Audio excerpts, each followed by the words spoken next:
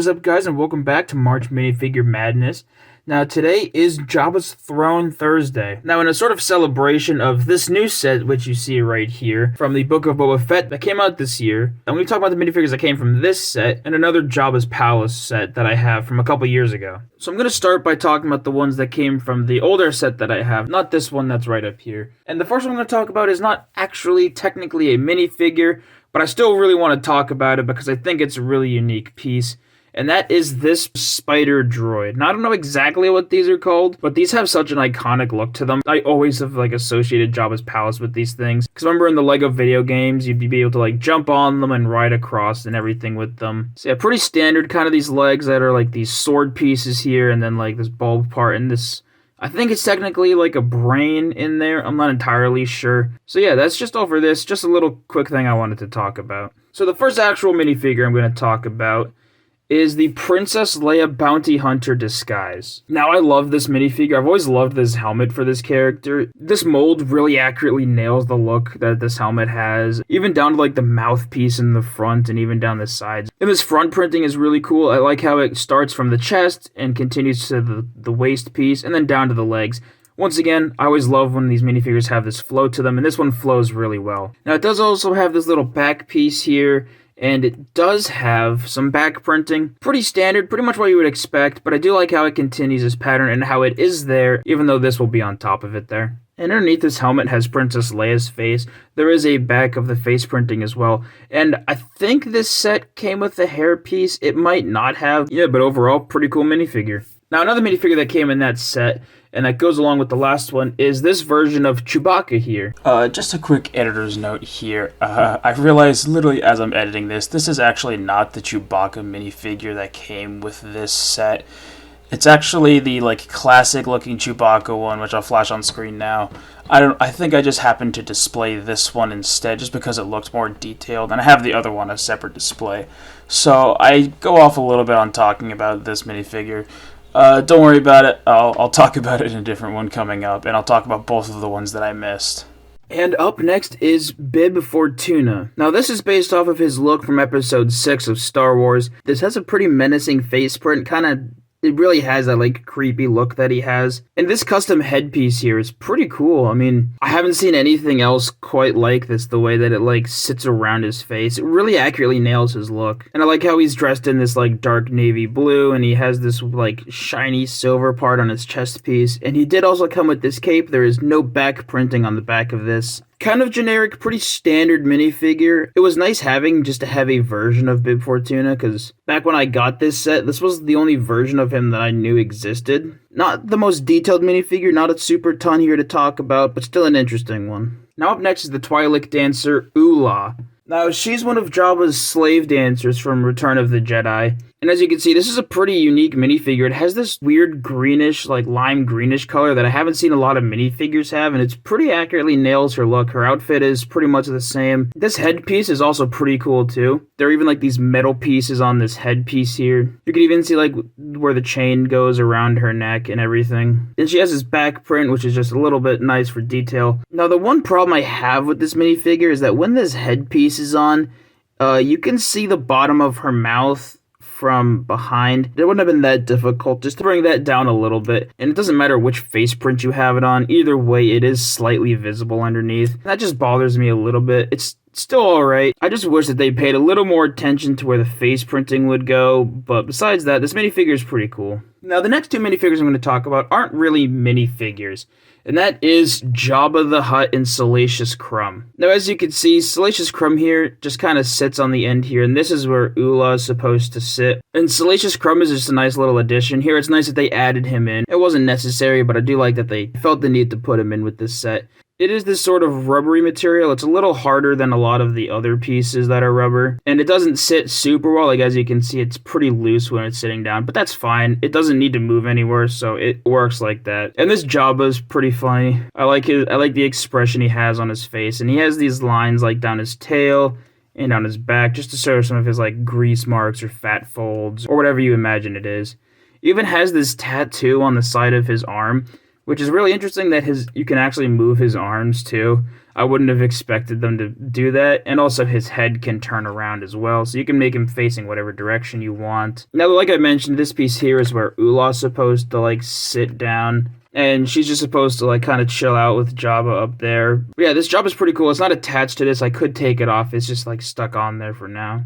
There aren't too many different versions of Jabba, and I'm glad that I at least have one of them. Now, the next minifigure that came with this set is this version of Han Solo. Now, this is supposed to be based off of his look as he's getting frozen in carbonite, and I guess sort of as he's coming out of it as well. I like the way that his shirt is like peeled off to the side, and they gave him this frozen in carbonite face print as well. Pretty standard back with the face printing there. There's no actual printing on the back, which is a little disappointing, but it's fine. Once again, this has one of my slight pet peeves where you can see a little bit of his chin from underneath. It's not the end of the world, especially on this one where it's not as visible. It just would be nice if it like was slightly up higher so you didn't see that. And since this Han Solo was the one frozen in carbonite, in this set they actually gave you the carbonite that he's supposed to be frozen in. So what you do is you just turn it inside out, then he just kind of like stands down in there and you clamp his hands down onto these holding pieces, and he just kind of sits there in his carbonite. And I like how it's cool that you can actually put like a minifigure and sit him inside. Now, the last minifigure that came with this set is the Gamorrean Guard. Now, these are the greenish like pig creatures that kind of are security for Jabba's palace. This is the oldest one that I own, so not super old. I do like how it has leg printing here. It doesn't come all the way down, it just kind of stays at this top area, but that's fine. It doesn't really need to continue going any further than that. I like how he has a brown chest piece underneath.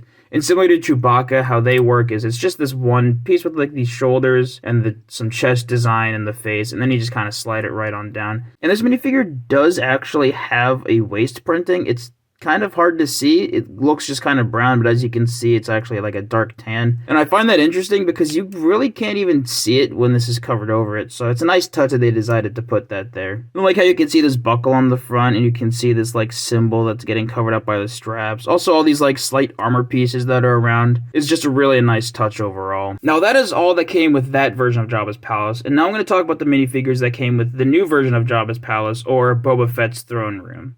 So while I'm staying on the topic of the Gamorrean guards, I'm going to talk about this slightly updated version. Now, as you can see, it's pretty much the same thing. The main differences here are the hands are brown, and the leg printing continues further down than this top part. It goes all the way down. It goes a lot further down, and there is toe printing. Instead of just having this like dark brown print underneath, there is actually a silver print underneath.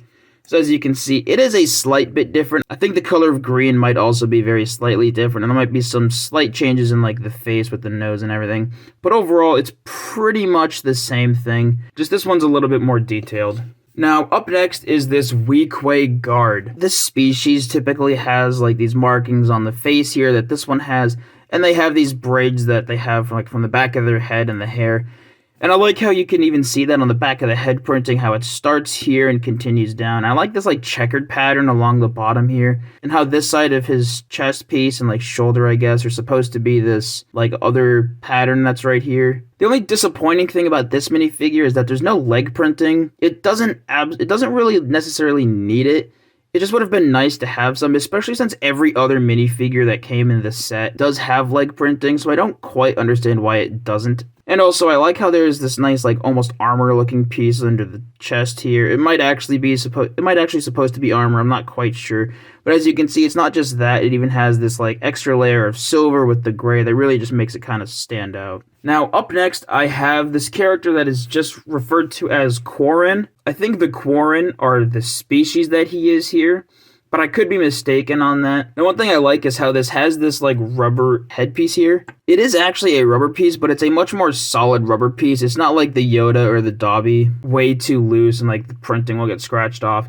This one here, since it feels more sturdy, I feel like the prints won't scratch away as easily. But even still, I like this mold on it. It's pretty unique, and I do like the prints on it. Really give it some depth to it. And it does have this chest piece underneath, which is pretty nice, and also this waist and leg printing. And once again, this has that sort of flow that I always talk about, where it has this piece on the chest that continues down into the waist printing.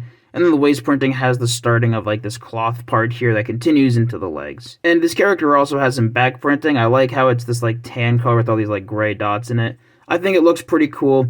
and when it's all together, it really makes this minifigure flow. And it just goes to show that if they could give the leg printing to this figure, why they couldn't give it to Weequay, I'm not entirely sure. It doesn't make a ton of sense to me, but I do appreciate that this one does have some. Now, up next is this Thielen Dancer right here. Now, this minifigure is pretty unique. It has this bright pink hair that I haven't really seen as a color before. This chest piece here is also pretty nice. I like, once again, how it continues this flow that comes down here from like the chest piece down into the waist and through the legs. And it also has some toe printings. They look kind of weird to me, but it's still a nice touch that they added those in. This one also does have this nice back printing with these like lines that come down, pretty well detailed there. And this face print also is pretty well detailed.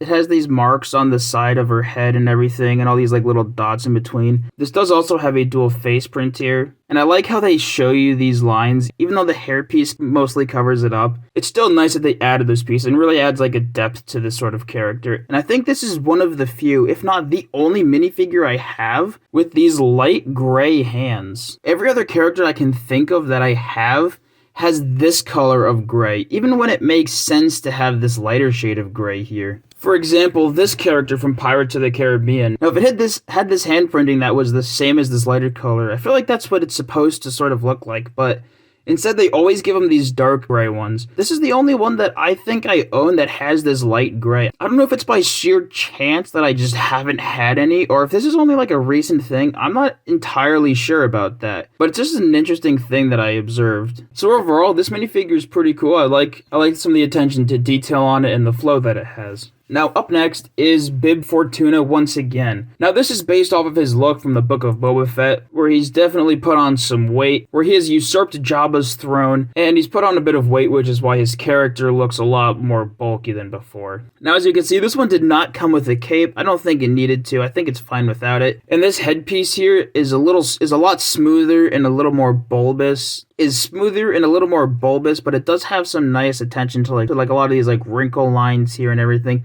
which is pretty nice. And this face is pretty funny. I like these red eyes in the face that he has. I like how his chest print is reminiscent of the other one that I talked about, but still has his own twist on it. Pretty accurately nails his look. I like how there's these blue clothes that come in underneath, and then these black clothes that layer over on top of it. I think that's a nice touch.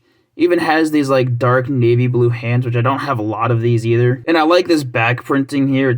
It really adds a little bit of depth to it. And I like how he has the second face print. Both of these face prints look pretty good. I like how they both look. I just prefer to keep him on this scared look, because this is kind of how he looks when Boba Fett shows up to kill him and take over his throne. The next one I'm going to talk about here is Fennec Shand. Now, there was also another version of her that came out in the Imperial Light Cruiser from the Mandalorian season. And it uses like the same exact chest print and leg print and arm printings as that, as well as the face, but this time it has this hairpiece instead of having this helmet that the other version did. I wish that this set also came with the helmet. I think it would be nice, especially for like the kids who are playing with these sets, to be able to swap them out either way, if they want the helmet version of her or if they want the version of her with her hair on. But for me, it doesn't matter a ton, seeing as I already have one that had a helmet on it. I feel like it would have been nice if they had both an option for hair or for the helmet. Her look is pretty spot on to how it is from the show. She has these orange highlights in her leg pieces and on her arm printings, which is super nice, which are really well detailed and everything. Even on this side, there's not as much orange, just these two stripes here. She does also have this back printing and the back of the face printing, which is a pretty nice touch to have to all of this. And overall, her face does pretty well resemble how she looks. And I like how this,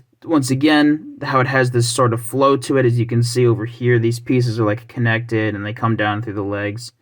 Really well done minifigure, and I like that I now have a hairpiece to go along with her if I don't want to display her with the helmet. Now, the only other minifigure that came in that set is this version of Boba Fett. It's the exact same Boba Fett as what I talked about in yesterday's episode. There's no difference, it's exactly the same, down to the face print and everything. But that's fine, doesn't need to be any different than it is. I just now have two of these. So I don't really have anything else to talk about with these sets. That was Jabba's Throne Thursday. These are all the minifigures I have from Jabba's Throne sets. But that is all for today. I'll see you guys all tomorrow. Farted on the track. Farted. Oh yeah. Yeah! We love that Dumpster Kid video. We all do! for more. Like and subscribe. Hit it! Turn on the post notifications. Do it! Even when you're on vacation, you'll Yes! get notifications.